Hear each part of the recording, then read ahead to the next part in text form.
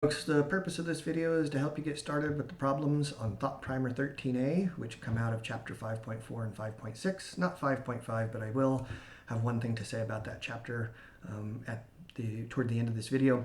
What I'd like to do here is just remind everybody what we've been talking about and some of the important things about what we've been talking about, and then just very briefly remind you of what we talked about at our last class meeting. And then I actually want to work through one of the problems on your thought primer. So if you hang in with this video long enough, you'll actually have some of your homework done before you finish the video. Okay, so you'll remember that we've been talking about categorical syllogisms. And all that means is we've been talking about arguments that have two premises or reasons and one conclusion. And what we've been particularly focused on is turning categorical syllogisms into standard form categorical syllogisms. And what that means is that we make sure that those premises and that conclusion have certain features that are identified with standard form. Because once we do that, there's certain things we can do with those arguments that we wouldn't otherwise be able to do with them. We can figure out their mood and their figure, therefore their form, which allows us to turn really quickly to page 267 of our book, or the 5.1 handout, and look at that handy chart and see, is this conditionally valid? Is it unconditionally valid? We could Venn diagram it and then compare our Venn diagram with a friend of ours and say, I think this is what this argument looks like when it's Venn diagrammed. Does yours look the same way? Or we can apply those 5 rules to determine whether or not the syllogism is valid. But we've got to make sure that we get it in standard form before we attempt to do any of those things. Okay, so what that means is we want to make sure that those 3 statements are themselves all in standard form. The 3 statements that make up the argument need to be A, E, I, or O claims, or some combination of those. And then what we've been focusing on more recently are these other properties of standard form categorical syllogisms. We want to make sure that there are 3 terms, in other words, 3 countable things like dogs or cats or lawn chairs. And we want to make sure that those 3 terms appear 2 times each, and that they appear 2 times each in the exact same way. And this is what we focused on at our last class meeting, was we were looking at arguments like, I'll give you one right here. We'll say all A are B, no C are non-A, therefore all C are B. So when you look at an argument like this, you recognize, hey, there's some things going on here that look pretty good. I have 3 standard form categorical propositions, 2 A claims and an E claim. The problem is that I have more than 3 terms, right? So one of the rules is you've got to have 3 terms and they've got to appear exactly the same way each time they appear. But I have 4 terms. I have A, I have non-A, B, and I have C. So what I have to do is figure out how to reduce the terms of this argument so that it's down to 3, and then I can start to determine whether or not the argument's valid. So I've got a problem here in the second premise. The problem is that non-A. So the thing that's going to be useful to me in trying to figure out how to reduce the terms of this argument is my chapter 4.4 handout. That handout talks about the rules of conversion, obversion, and contraposition.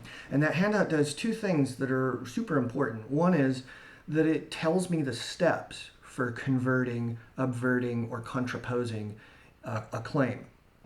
And the second thing that it does is it tells me which types of propositions I can convert, obvert, and contrapose.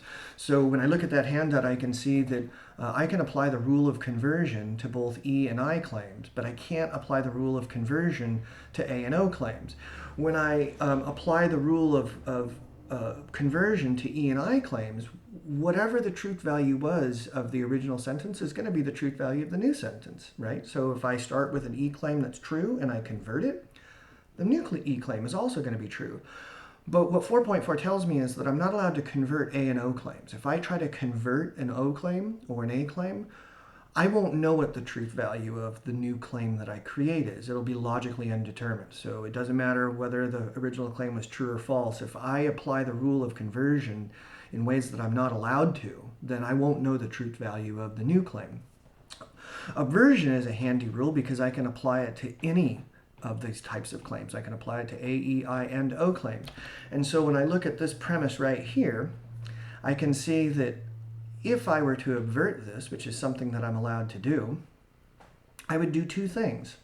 The first thing I would do is I would change the quality, but not the quantity. So I'm going to keep it universal, but instead of it saying no, I'm going to change that to all, because that's a universal, but it's of the affirmative quality, not the negative. And then the second thing I'm going to do is change the predicate term to its term complement, because that's what my 4.4 handout tells me to do, right? So if my term was non-A, the term complement is just A. And now what I can do is I could Venn diagram this, I could apply the rules, right? So the 5 rule number 1 says that the middle term needs to be distributed at least one time. My middle term is the term that appears in both premises, but not the conclusion. That's my A term there, so I passed the first rule.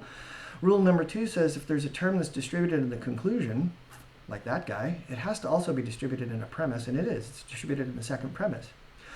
The third and fourth rules have to do with negative statements, and I don't have any negative statements here, so they don't even apply. And the fifth rule says if you have a universal premises and a particular conclusion, you may have an existential fallacy if you're operating from the Aristotelian standpoint. You absolutely do if you have it from the Boolean. So this argument passes the test. Okay, I can also see it's an AAA in figure 1, and that'll find that on my chart. So when you're working through your problems in 5.4, this is all you're being asked to do, okay, is to reduce down the terms so that you can determine whether a given argument is valid. So let's work on one of those problems from that thought primer. All right.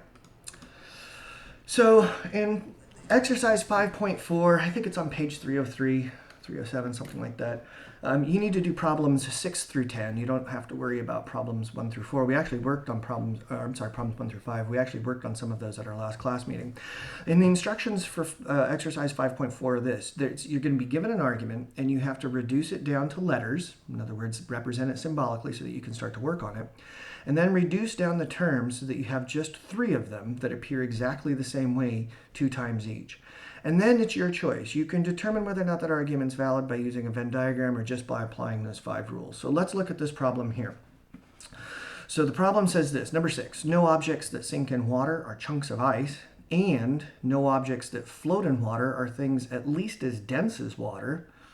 Accordingly, all chunks of ice are things less dense than water. Okay, that's pretty confusing. I have a hard time even following that. So, and a lot of these are going to feel that way. So you want to work through this in steps. And the first step is this. Are there any indicator words? In other words, are there any words that tell you whether or not the sentences of the argument are premises or a conclusion? And in this argument, I'm zeroing right in on the word accordingly. I should also zero in on the word and, because that's indicating to me that, well, the things on both sides of the sentence are doing the same thing. And in this case, they would both be premises. But the accordingly is a pretty big red flag for me. That tells me that what follows that is the conclusion. So now I know what the conclusion is, and the other 2 sentences must be premises. All right. So now the second thing I want to do, and this is where things can get a little more overwhelming, figuring out what the terms are. Because if we read through these things really quickly, we might think that some of these things, we might miss what some of the things are. So what I've done here on this slide is I've indicated what the middle terms are. I'm sorry, not what the middle terms are. I've indicated objects that are related to sinking or floating in water, chunks of ice, and things dense or less dense as water. And by bracketing these things off like that, it'll make it easy for me to identify what all the terms of the argument are. Okay? So I know that this conclusion statement is all chunks of ice are things less dense than water, because that's the sentence that followed accordingly. And now I'm going to set my premises up on top of each other just so I can see what things kind of look like. What am I dealing with here? And I see I've got 5 terms. Chunks of ice, objects that sink in water, objects that float in water, things at least as dense as water, and things less dense than water. So my first step, now that I have these 5 terms identified, is to figure out how to reduce this down to just 3. And I would probably reduce these down like this. Say, all right, I'm going to talk about chunks of ice. That's easy enough. And I'm going to talk about objects that float in water. And when I want to talk about an object that doesn't float in water or that sinks in water, I'm just going to say this is a non floating object, right? A non-F. And when I want to talk about things that are less dense than water, I'm going to talk about things that are not as dense as water. In other words, non-D. And once I have these letters written out, I can actually now translate the argument, okay, and see what it looks like. So I'm going to represent it with just letters. So we have, so no objects that sink in water, which is going to be objects that don't float. No non-F are chunks of ice. And no objects that float, no F, are things at least as dense as water. Therefore, all chunks of ice are non-D. Yikes. Okay, so I've gotten this argument with the premises organized on top of each other. For this exercise, I don't really have to be concerned about whether or not the major term appears in the first premise or the minor term appears in the second premise, because I'm not looking to determine its figure or its mood. I'm just going to Venn diagram this guy, or I'm going to apply the 5 rules, and I don't actually have to have the major and minor premise in order to do that. But if you want to just do it just to develop the habit, I think that's fine. The important thing for this exercise is that I see I've got too many terms. I've got F and non-F, and I've got a D and a non-D. And so this is the point where I would break out my 4.4 handout and say, how can I get rid of some of those nons, okay? So now this one here on here at the bottom, my conclusion is going to be pretty easy for me to get rid of, because I know, looking at that aversion allows me to change that predicate from its non to just D, okay? To avert it, though, I have to do 2 things, and I'll just follow the little guide on or the instructions on my 4.4 handout. The first thing I have to do is I have to change it from affirmative to negative. Okay, so I have to change its quality but not its quantity. And then the second thing I have to do is get rid of this term complement down here. Okay, so I've already reduced down the terms to 4, so I'm making progress here. Now the second thing that I have to do is I have to figure out what to do with this first premise, okay? Now this is a trickier premise, and this is a common type of problem for this thought primer, because sometimes I'm going to have to do more than one thing in order to reduce down the terms. So if I avert this, or I contrapose this, or I convert this, I'm only going to create more problems for myself, okay? Or at minimum, I'm just not going to eliminate the problem. So I can't contrapose this claim because it's an E claim, and as my 4.4 handout tells me, I'm not allowed to contrapose E claims. So I'm not even thinking contraposition at this point. If I can think about conversion and aversion, though. If I avert this, I kind of compound my problems, because I'm going to end up having to change this C to a non-C, because the second rule of aversion is that you change the predicate to its term complement. So I probably don't want to go in that direction. If I convert this, I'm just going to switch the position of C and non-F here. What's the rule of conversion? Rule of conversion says, all right. But that doesn't seem to reduce down the terms at all. But now that I've done this, I can apply the rule of aversion. Whoops, I don't want to clone anything. I could apply the rule of aversion and change this from negative to affirmative. And then do the second part of aversion, which is change this to its term complement, and ta-da, right? Now, I've got a standard form, sort of got a standard form categorical syllogism. My premises would probably need to be switched if I really wanted to call this standard form. But again, for 5.4, I can just apply the rules without having to worry about where the major and minor terms appear. So I know A claims distribute their subject only, but E claims distribute their subject and their predicates.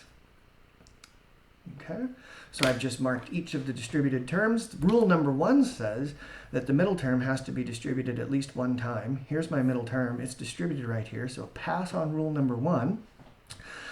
Rule number 2 says that if there's any term distributed in the conclusion, it also has to be distributed in a premise. And the subject term is distributed right here, and the predicate term is distributed right there. Okay, so we passed the first 2 rules. Rule number 3 says that I can't have 2 negative premises, and I don't. Rule number 4 says if I have a negative premise, I better have a negative conclusion, and I do. And rule number 5 doesn't apply because my conclusion is universal. Okay, so this appears to be valid. It didn't break any of the 5 rules. Now maybe I decided to go the other route. Maybe I decide, well, I'm going to create a Venn diagram for this guy.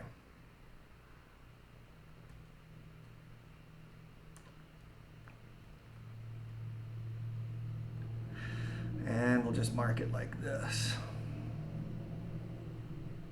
And remember, the idea of the Venn diagram is this. If I mark in just the premises, does the conclusion also appear to be represented? Because if it does, that means that it's impossible for the conclusion to be false when the premises are true, and therefore the argument is valid.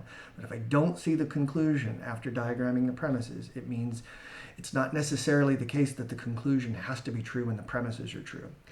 So again, with Venn diagramming, I'm always going to begin by diagramming a universal premise. I'm always going to have at least one. In this case, I have 2. So I'll just start with the first one, which says all C's are F's, which means there couldn't possibly be any C's in 5 or 6 because those would be C's that are not F's. And the first premise says all C's are F's. The second premise says that no F's or D's. So I've got to shade out right over here in areas 3 and 4. Because if there were anything there, that would be an F that's a D, but the premise says no F's or D. Now what I'm looking for is this conclusion. Do I see in this Venn diagram that no C's or D's? Well, here's all my C's right here in area 2. All the C's are in 2, and none of them are in D. So this is a valid argument, okay? And so this is what you're doing for exercise 5.4. You're just taking those arguments step by step, and you're determining whether or not they're valid. And in order to do that, you'll have to reduce down the terms. And you'll want to reduce them down to letters like I've done here, because it makes it way easier to work with. Okay, so in 5.4, you're going to use the rules of conversion, aversion, and contraposition to reduce down the terms to just 3. And then you're going to either Venn diagram or apply the 5 rules of categorical syllogisms to determine whether or not the argument is valid. Okay, so then 5.5 is a chapter you may or may not find helpful to read. There's no problems out of it. 5.5 just deals with how do you translate ordinary language arguments into standard form, and we've been doing that this whole time, right? So we kind of wove the principles of 5.5 into our discussions up to this point. So maybe you take a look at it. You might also just think about looking back at your handout for chapter 4.7. There's a handy little chart there that tells you, what do I do when I have a statement that begins with the word if, or if it says any, or it says unless, and those kinds of things. And that little chart for 4.7 is handy. Now, for chapter 5.6, these chapters are all really short, by the way. Chapter 5.6 deals with a particular kind of argument called an enthymeme, and don't let the term scare you. All an enthymeme is an argument that is missing a necessary but unstated premise, or maybe even a conclusion, okay? So if you look here on the screen, I've given you this argument, okay? It has one premise right now. All dogs are mammals, therefore some brown animals are mammals. So when you look at that, what somebody's attempting to say to you is this, I'm telling you it's true that all dogs are mammals. And because that's true, it would also have to be true that some brown animals are mammals. And you'd step back and you'd think to yourself, well, wait a minute. Even if it's true that all dogs are mammals, that doesn't necessarily mean that some brown animals are mammals. That's not enough to go from that premise to that conclusion. There would have to be an additional statement that would also have to be true, in addition to all dogs being mammals being true. Can you think of what it is? So seriously, think about that for a second. If it's true that all dogs are mammals, what other statement would have to be true in order for it to also be true that some brown animals are mammals? Well, it would be the statement that some brown animals are dogs, okay? So if it's true that if it's true that all dogs are mammals and some brown animals are dogs, then it would have to be true that some brown animals are mammals, okay? So when you're looking for the missing premise or the conclusion of an enthymeme, you're looking to see what else would have to be true, okay? Now, sometimes it's going to be the conclusion. So if I told you something like, I think I've given this one before, all CR students are weirdos, and all people identical to you are CR students, that leads to the conclusion that all people identical to you are weirdos. So sometimes it's going to be the conclusion that's left out. It's harder when it's the premise that's left out. Okay, so here's another argument. It's an enthymeme. It's missing an essential premise. No college dorms are fun places to live. Therefore, some tiny houses are not college dorms. And so what you'd have to do is look at this really carefully and say to yourself, all right, what else would have to be true? It would have to be true of something about all, some, or none of something. And this might be where your knowledge of the rules comes in handy, because you can see here that you've got a particular conclusion, and you know that rule number 5 says that, well, you probably don't want to have two universal premises if your conclusion is particular. So you're looking for a statement that begins with the word some. And you also know from rule number 3 that when you have a negative premise, you have to have a negative conclusion. And so you see here that you do have a negative premise and you do have a negative conclusion, but rule number 3 says both of those premises can't be negative. So you're looking for a missing I statement. So why don't you pause this and see if you can figure out what some R statement would have to be true in order for us to know that when no college dorms are fun places to live, it's also true that some tiny houses are not college dorms. And then when you figured out what that statement is, go ahead and restart the video and we'll see if you got it. Did you get it?